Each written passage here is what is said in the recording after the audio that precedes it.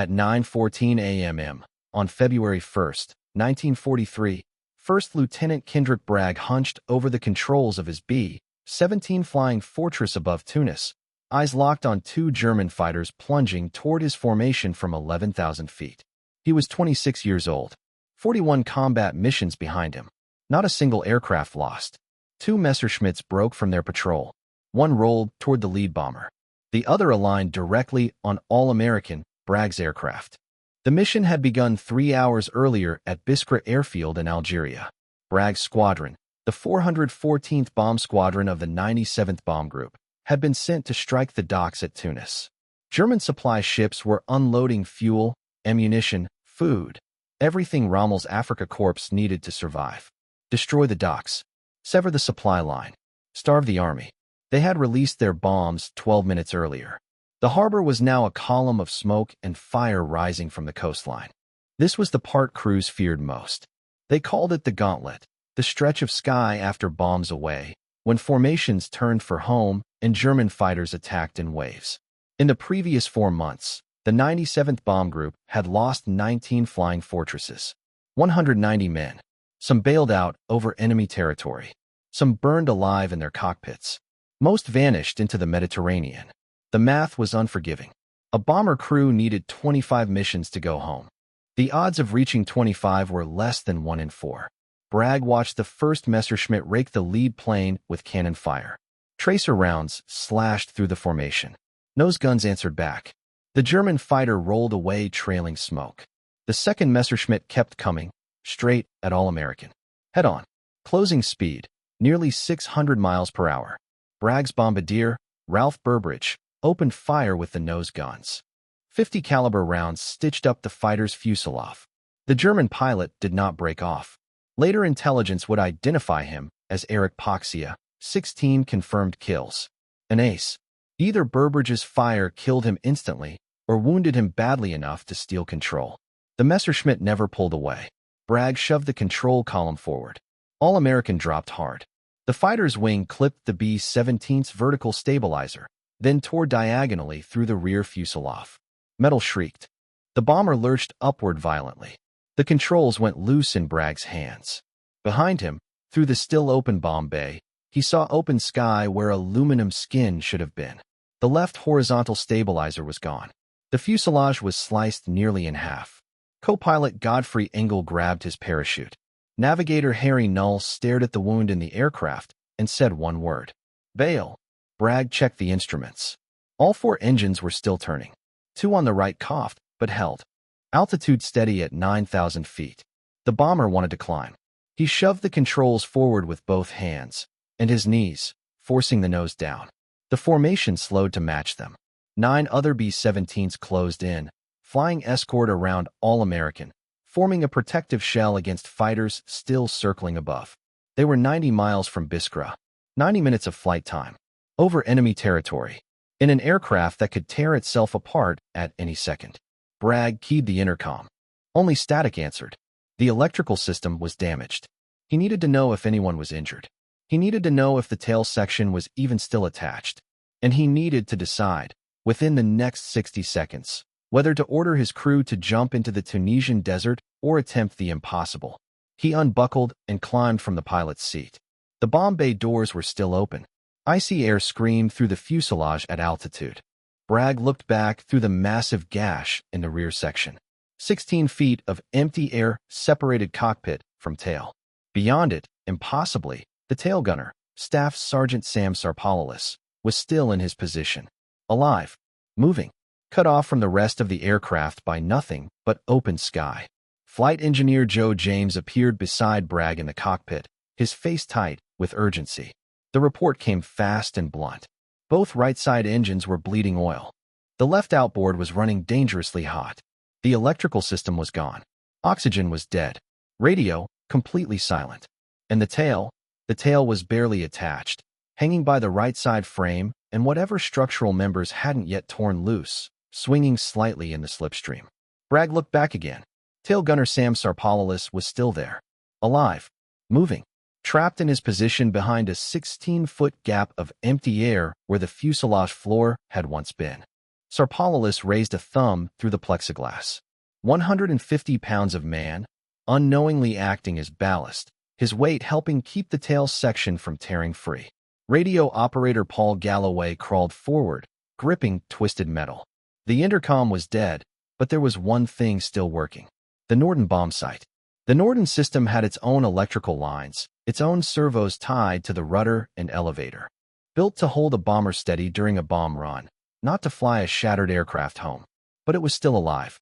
We can control it from the bombardier's station, Galloway said. Burbridge can input corrections. You call it out.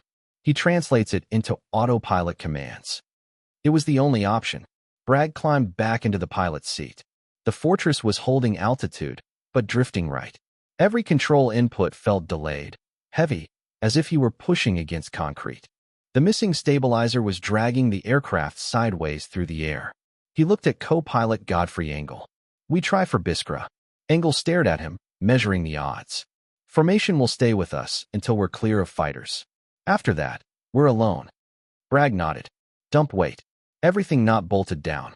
He keyed the intercom, then remembered it was useless. Instead, he sent James back through the aircraft with simple instructions. Strip it. Throw out everything. They needed to stay airborne for 90 minutes with 2 engines, half a third, and half a fuselage. Waist gunner Michael Zook appeared first, dragging his .50 caliber machine gun, 700 pounds of steel and mount. He heaved it through the open gash. It vanished toward the desert. Ball turret gunner Elton followed, passing ammunition cans, 40 pounds each, round after round. Gone. German fighters made one last attempt. Condominium and Zook stood exposed in the torn fuselage, upper bodies outside the aircraft, firing their remaining guns into the sky. The fighters broke away, out of fuel, out of ammunition, or both. Ahead, the rest of the formation pulled forward. Standard procedure. You didn't risk 9 aircraft for one. All Americans slipped down through 8,000 feet, then 7. Bragg traded altitude for airspeed, walking a razor's edge. Too slow and they'd stall. Too fast, and the tail would rip free. Burbridge called from the bombardier's position. Autopilot's holding, but barely. Every correction takes 30 seconds. This thing was never meant for this. Keep it level, Bragg said. That's all we need. The formation disappeared. They were alone over enemy territory. Fuel gauges crept downward. If the engines held, if the tail stayed on, Biskra was just barely possible. Desert slid beneath them. Mountains loomed to the north. The Mediterranean shimmered to the east. Biskra lay southwest. 80 miles. 75 minutes. Then engine number 3 began to smoke. The left outboard.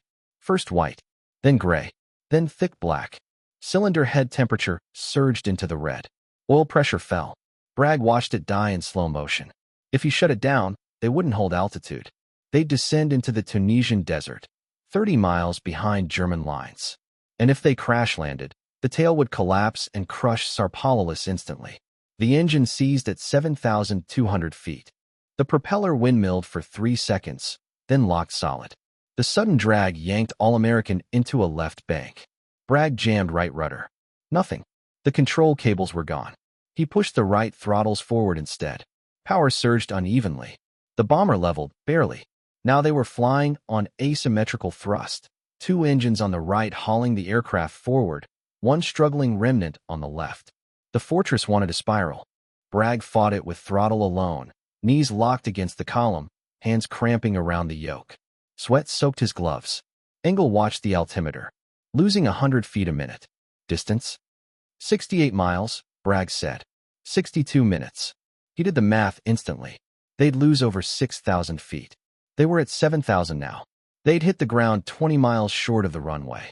Joe James appeared again, breathless. We stripped everything, he said. Even the oxygen system. The bomber shuddered, but stayed airborne.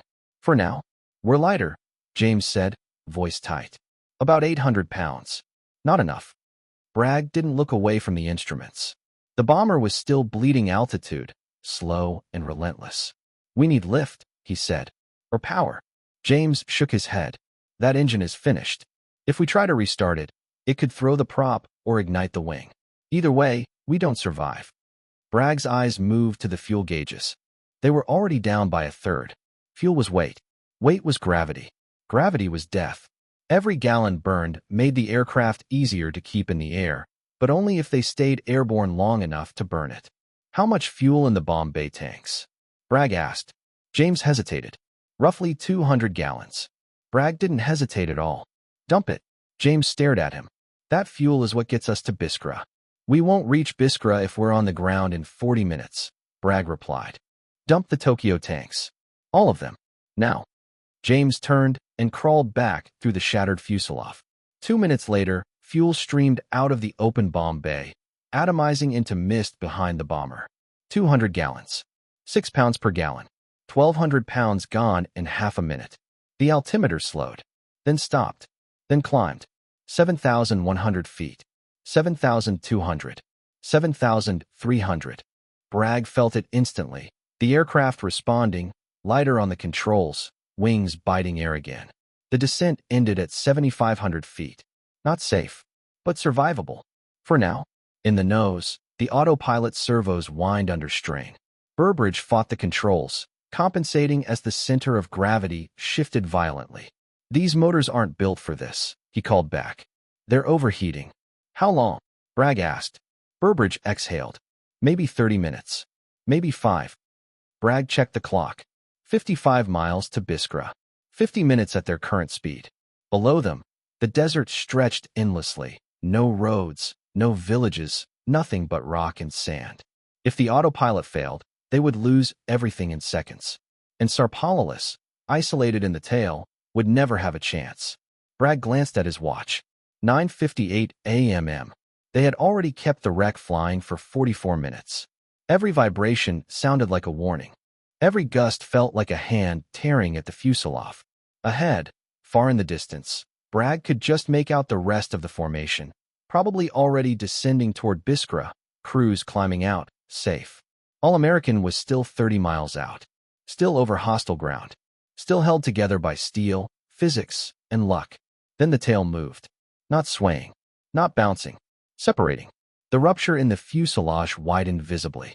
On the right side, metal began peeling away under vibration and wind load. The airframe was finally losing the fight. James appeared beside Bragg, his face drained of color. The tail's going. Bragg turned. The tail section flexed independently now, moving like a living thing, disconnected in everything but name. If it broke free, the aircraft would tumble instantly. The forward crew might have seconds to escape. The tail gunner would have none. Everyone into parachutes, Bragg ordered.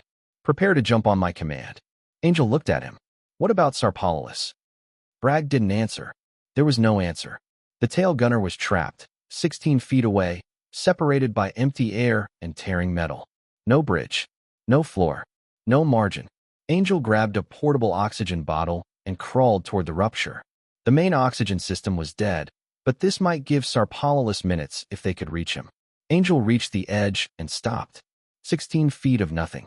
He gestured frantically. Crawl forward. Sarpalalis looked at the gap, then at the tail flexing beneath him. Slowly, carefully, he began to move. Every shift of his weight made the tail shudder.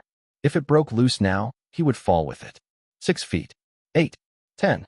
He reached the last point where tail still met fuselage, or what remained of the connection. He stretched his arm across the gap. Angel reached back. They were 3 feet short. James appeared with parachute cord. He knotted lengths together, forming a rope. 20 feet of nylon. He threw one end. Sarpalalis caught it, wrapped it tight around his wrist. James and Angel pulled. Sarpalalis pushed off. For one suspended moment, he swung over open air. Then his boots struck the fuselage edge. Hands grabbed him. They hauled him inside as the tail flexed violently behind them. Now completely unbalanced. No wake, no stabilizing force. The aircraft shuddered again and kept flying. Metal screamed through the airframe, but the distance to Biskra was finally shrinking. 23 miles remaining, 19 minutes of flight. That was all the battered fortress needed now. 19 minutes of survival. Just long enough for the tail to hold. Bragg eased the throttles back a fraction. Reducing power meant less strain on the torn fuselage, but it also meant surrendering altitude. The needle unwound steadily. 7,000 feet. 6,800. 65. Then Biskra appeared ahead. a flat smear of desert broken by 3 hard-packed dirt runways carved into the sand. Canvas tents clustered near fuel trucks. Bombers from the earlier wave already sat on the ground, tiny silhouettes aligned along the field. "Burbridge, can you line us up?" Bragg asked. The bombardier's voice came back tight with strain. The autopilot was barely responding. The servos were overheating, struggling against shifting weight and broken structure. He would try. All-American dropped through 5,000 feet. Then 4. Then 3. The airfield grew rapidly in the windshield. Bragg could now make out individual men below, some running, some frozen in place, hands shading their eyes. Word had reached them. A wounded bomber was coming in. At 2,000 feet, Bragg fired 3 red flares from the cockpit. "Emergency. Clear the runway." The flares arced high and burst against the pale desert sky, visible for miles. Ground crews scattered instantly. Trucks veered off the strip. Other B-17s taxied clear. The field belonged to All-American alone. Engel called the numbers. 1,000 feet. Airspeed 130. Too fast. Too high. Bragg pulled the throttles back again. The engines wound down. The bomber settled reluctantly. 800 feet. 600. 400. Gear down. Engel's hand hovered over the lever. If the gear failed to lock, they'd be belly landing anyway. Bragg made the call. If the nose gear collapsed, it might spare the tail on impact. They needed every advantage. The motor whined. A heavy thump reverberated through the airframe as the main wheels locked. The tail wheel light stayed dark. There was no tail wheel anymore. Only a tail barely clinging to the aircraft. 200 feet. The runway filled the windscreen, packed desert hardened by sun and traffic. Bragg eased back on the yoke, lifting the nose just enough. Too much and the tail would strike. Too little and the nose gear would fail. He needed the main wheels to take the load first. 100 feet. 50. The bomber dropped. The main wheels hit hard. A wall of dust exploded behind them. The aircraft bounced once, then settled. The tires grabbed. 80 miles per hour. Still rolling fast. The tail slammed down. Aluminum shrieked as metal scraped against stone-hard earth. Sparks erupted. The sound tore across the airfield, a long, grinding howl of destruction. Bragg held the yoke back with everything he had, keeping weight off the nose gear. 70. 60. 50. The dragging stopped. The tail had torn free. Bragg felt the aircraft suddenly lighten, the rear end gone completely. 40 miles per hour. 30. 20. All-American rolled to a halt 800 yards down the strip. The engines were still running. Bragg's hands remained locked on the yoke. His legs trembled uncontrollably. Engel leaned over and pulled the mixture to cut off. One by one, the engines died. Silence rushed in. Bragg sat frozen. His fingers would not release the controls. Engel had to pry them loose. James appeared from the rear, his face streaked with oil and dust. "Everyone's alive. No injuries. Sarpalus is out. Everyone's getting off now." Bragg stood, his knees buckling beneath him. For hours in the air. 90 minutes holding a dying aircraft together by force of will alone. Every muscle screamed. He walked back through the fuselage. The bomb bay was empty. The waist section stripped bare. Then he reached the rupture. Daylight poured through the torn metal. He could see straight to the runway behind them. 200 yards back, the tail section lay where it had finally let go, a twisted monument to 19 minutes of impossible flight. The tail section lay behind the bomber, collapsed on its side like a fallen limb. The vertical fin was bent and twisted.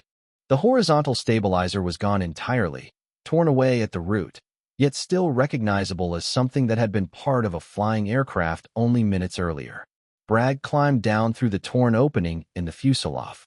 His boots hit the hard desert soil.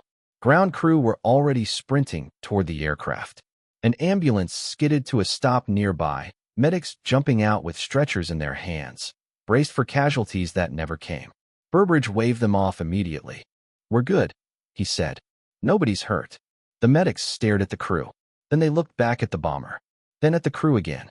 One of them finally said what no one else could explain. "How?"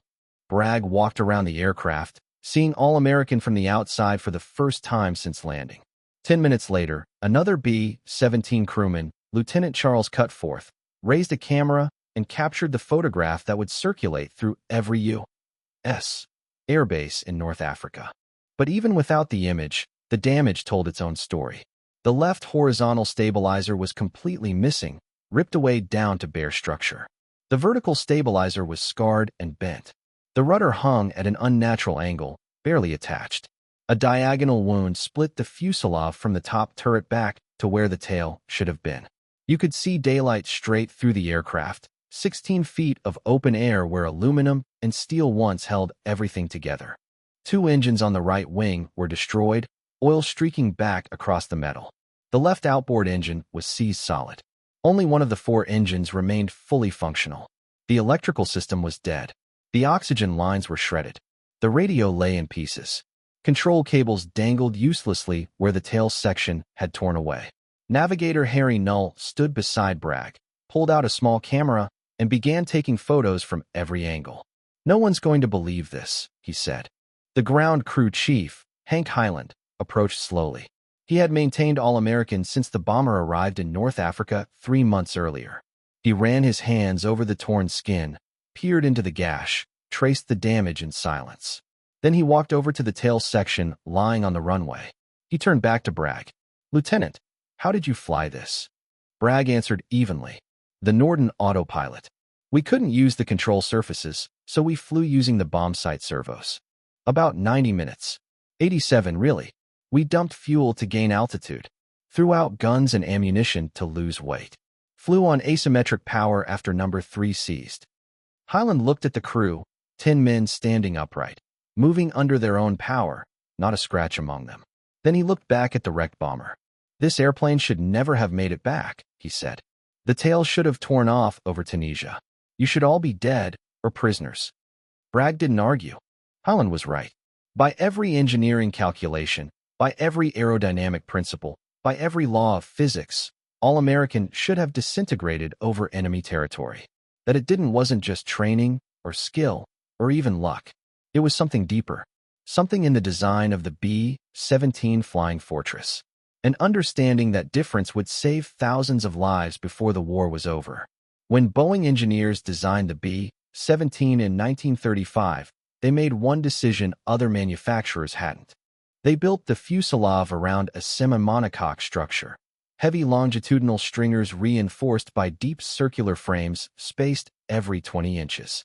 Unlike other aircraft, the B-17 didn't rely on its skin to carry structural loads. It relied on an internal skeleton. That meant when sections were destroyed, the stress redistributed through the remaining frame. All-American had lost its left horizontal stabilizer, the surface responsible for balancing the bomber's nose-heavy design. But the right stabilizer remained. And the B-17 had just enough control authority from a single stabilizer to stay airborne. Barely, but enough. The fuselage had been cut nearly in half. Of the 4 main longerons running the length of the aircraft, 2 were gone. The remaining 2 carried the entire load. They were never designed for it, but they held for 90 minutes. The engines were mounted on a wing spar that passed straight through the fuselage, independent of the body structure. When the German fighter struck, it missed that spar. The wings stayed attached. The engines kept turning. And as long as the wings stayed on, the bomber could fly. Within a week, engineers from Wright Field arrived at Biskra. They measured every fracture, photographed every tear, calculated the loads All-American had endured. The data went back to Boeing and to every major aircraft manufacturer in the United States. The changes were immediate. Stronger frames, redundant control runs, systems designed to fail more than once and still keep crews alive. And it all started with one bomber that refused to break apart when it should have. Aircraft had to be built to survive catastrophic damage, to lose nearly a third of their structure and still carry their crews home alive.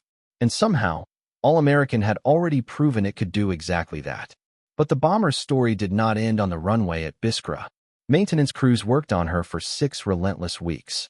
A new tail section was fabricated from scratch. Damaged fuselage frames were cut away and replaced. The left horizontal stabilizer was rebuilt and reattached. 2 engines were swapped out.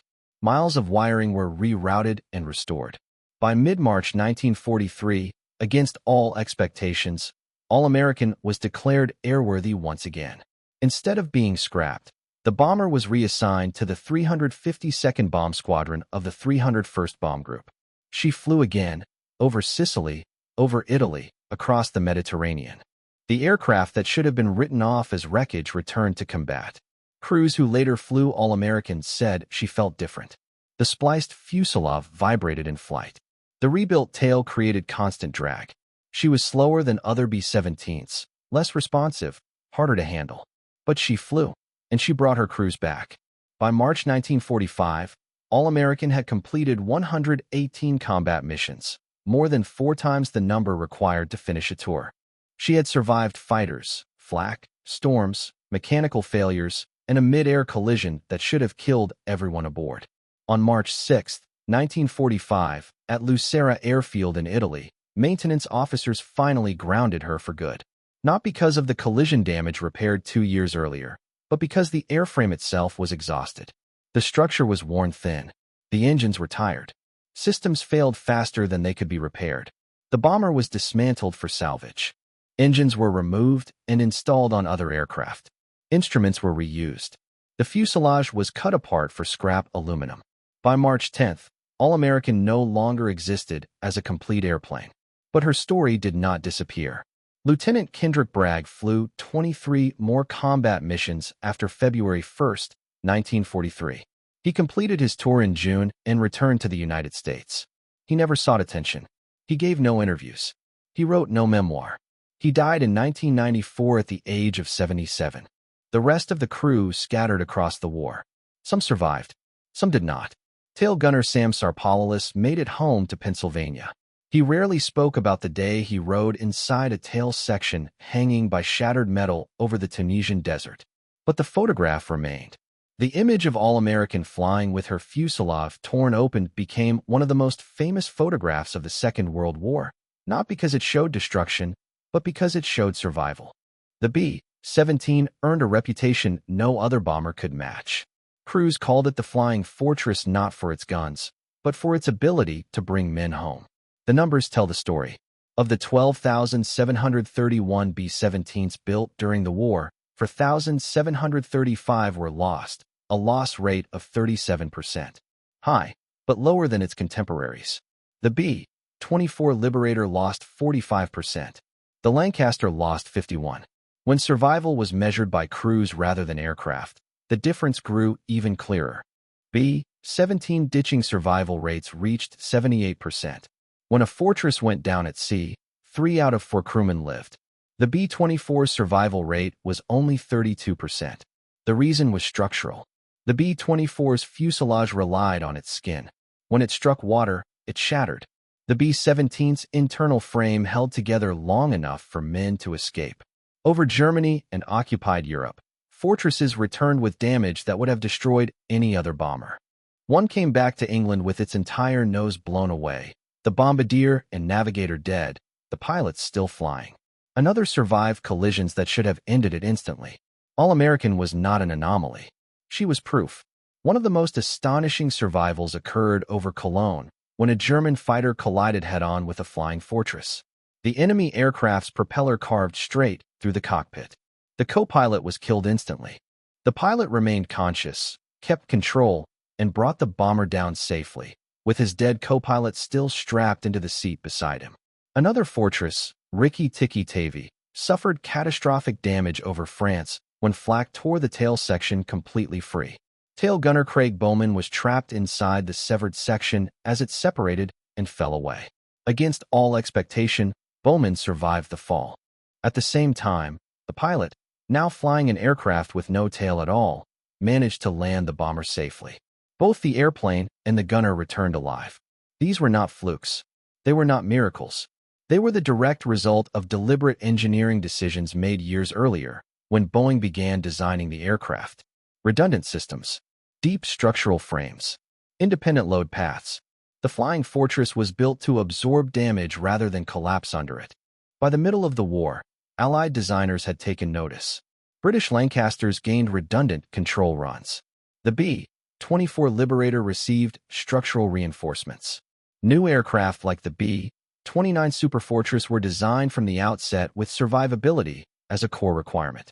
Damage tolerance became doctrine, not an afterthought. But that philosophy came at a price. When the Army evaluated bomber proposals in 1935, Boeing's design was the most expensive of all submissions. It weighed more. It cost more. And it nearly lost the contract. Army Air Corps officials favored cheaper aircraft that could be produced in greater numbers. Boeing's chief test pilot, Leslie Tower, argued for something different. That saving trained crews would ultimately save more money than building additional airplanes. At the time, it sounded idealistic. By 1945, the numbers proved him right. Training a bomber crew cost roughly $100,000. Building a B-17 cost about $200,000.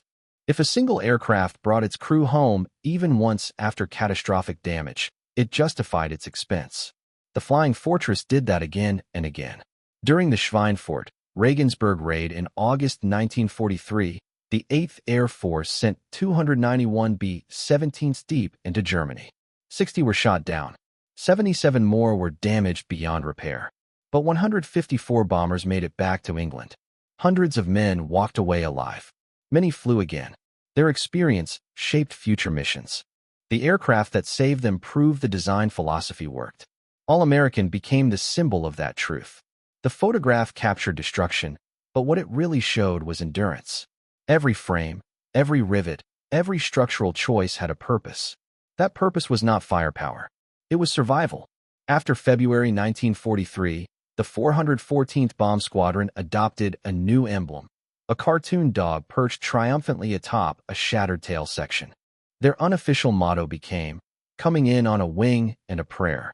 The official one was simpler. "We bring them back." For 2 more years of war, the 414th flew B-17s across North Africa and Europe. They lost aircraft. They lost men. But their survival rate remained among the highest in the 12th Air Force, because they flew fortresses. And fortresses brought you home. Today, only 4 B-17s remain airworthy worldwide. One flies with the Commemorative Air Force. Another with the Experimental Aircraft Association. When they appear at air shows, the sound is unmistakable. 4 Wright Cyclone engines at full power, echoing across the sky. It is the same sound Kendrick Bragg heard on February 1, 1943. The National Museum of the United States Air Force at Wright-Patterson Air Force Base displays a B-17G, not All-American, which was scrapped in 1945, but the story endures. Near the aircraft hangs a small placard showing the famous photograph, a flying fortress with its fuselage torn open. The caption reads, "Structural integrity under extreme conditions." The original image rests in the National Archives.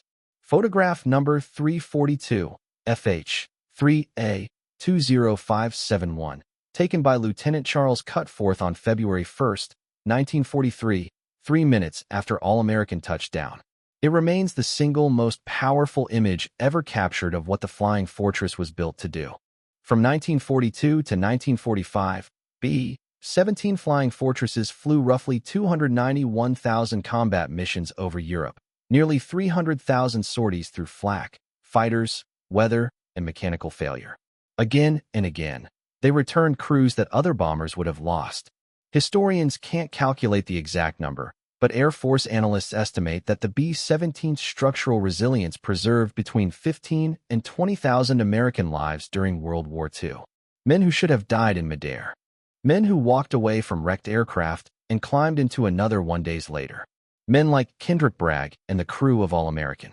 The 414th Bomb Squadron's insignia, the battered tail section, and the praying dog still survives. The 97th Bomb Group Association keeps it alive. Veterans of the unit still gather, though their numbers shrink each year. They meet, they remember, and they speak the name All-American. The bomber that refused to die. Bragg never received a medal specifically for the February 1 flight. The Distinguished Flying Cross awarded to him came later for different missions. The official citation never references the collision. It doesn't mention 90 minutes of flight with half a fuselage missing. That omission wasn't an oversight. It was normal. Thousands of bomber crews did the same thing during the war. They flew broken aircraft home. They kept damaged machines in the air long enough to save their crews. They followed procedures, trusted their training, and relied on aircraft designed to survive punishment no airplane should endure. The system functioned exactly as intended.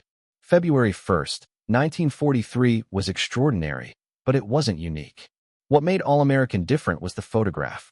One frame of black and white film that showed the impossible made real. A bomber flying with daylight where metal should have been. That image forced engineers to confront a simple truth.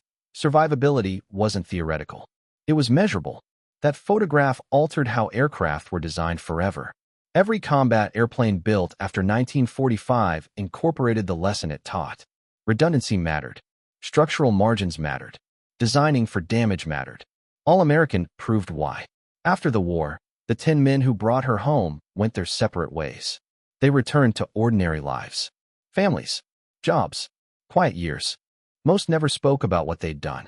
That was typical of their generation. You served. You survived. You moved on. But they had been part of something larger. They belonged to the generation that fought the war. The generation that built the B-17. The generation that proved free societies could out-engineer, outproduce, and ultimately defeat fascism. And for 90 impossible minutes over the Tunisian desert, 10 of them showed the world exactly how.